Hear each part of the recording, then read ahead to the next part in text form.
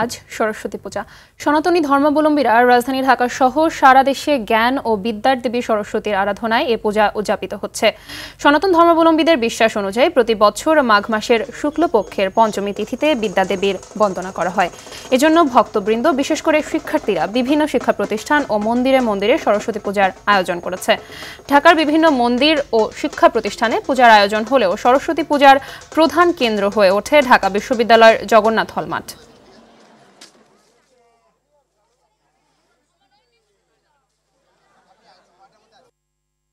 এই প্রার্থনাই রেখেছি সরস্বতী মায়ের কাছে, সবাই নিজের বিবেক দিয়ে মন থেকে একটু ভালো কিছু ভাবতে শেখে। এটাই আজকের দিনের জন্য সবাই ওয়েট করে, তো খুবই মজার আর এক্সাইটেড ফিল হয়। প্রার্থনা জানাই যাতে সারা বছর ভালো কাটে, পড়ালেখা ভালো হয়। প্রার্থনা করব নতুন বাংলাদেশে যেন এই ভবিষ্যৎটা তো আমাদের উপরে, আমাদের প্রজন্মের হাতে, যেন আমরা এই শিক্ষা ব্যবস্থাটাকে আরো ভালোভাবে উন্নত করতে পারি। যারা শিক্ষার্থীরা তাদের জন্য আমাদের আজকের দিনটা খুবই একটা আনন্দমুখর। মার কাছে আমরা সবাই প্রার্থনা করছি জগতের, আমাদের দেশের যেন সবার মঙ্গল হয়। প্রতি বছর আমরা এই দিন অপেক্ষা করে থাকি যে কবে এই দিন আসবে। সরস্বতী দেবীর কাছে আমরা জানাতে চাই যে আমরা সকলে সুস্থ থাকি এবং আমাদের মেধা আরো বিকশিত হোক। দর্শক, এ বিষয়ে আরো জানাতে ঢাকা বিশ্ববিদ্যালয়ের জগন্নাথ হল মাঠ থেকে যুক্ত হচ্ছেন সহকর্মী সাদিয়া কানিজ। সাদিয়া, পূজার আনুষ্ঠানিকতা এবং ভক্তরা আসলে কি বলছেন বিস্তারিত জানাবেন। মাহবুবা, আপনাকে সরস্বতী পূজার শুভেচ্ছা। আপনি জানেন যে সরস্বতী পূজা মানেই ভক্তদের আনন্দের শেষ নেই, আর ভক্তদের আশীর্বাদ দিতে বছর ঘুরে দেবী সরস্বতীর কিন্তু আগমন হয়েছে ভক্তদের মাঝে। আর আপনি জানেন যেহেতু দেবী সরস্বতী ভক্তদের কাছে অনেক আরাধ্য একজন দেবী, তো সেই জায়গা থেকে কিন্তু দেবীর আরাধনার কোনো কমতি রাখেননি ভক্তরা।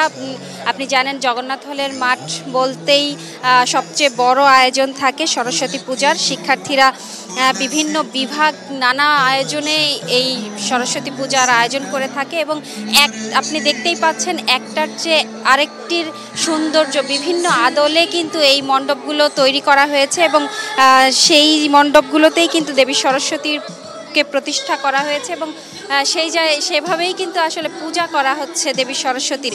নানা আচারে আজকে সকাল থেকেই পূজা করা হয় এবং পূজার আনুষ্ঠানিকতা সবেমাত্র শেষ হয়েছে এবং এখন যেহেতু এই মাঠটিতে সবচেয়ে বড় পূজা হয়, শিক্ষার্থীদের মধ্যে কিন্তু এক ধরনের মেলবন্ধন তৈরি হয়েছে। একে অপরের সাথে ছবি তুলছেন, বন্ধুদের সাথে ঘোরাফেরা করছেন, একজন আরেকজনের মণ্ডপে গিয়ে ঘুরে দেখছেন।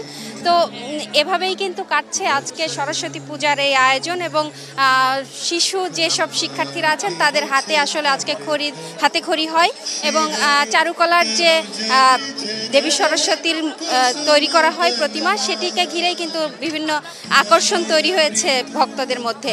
তো মাহবুবা, জগন্নাথ হলের মাঠ থেকে সরস্বতী পূজার এই ছিল আমার কাছে সর্বশেষ। ধন্যবাদ আপনাকে।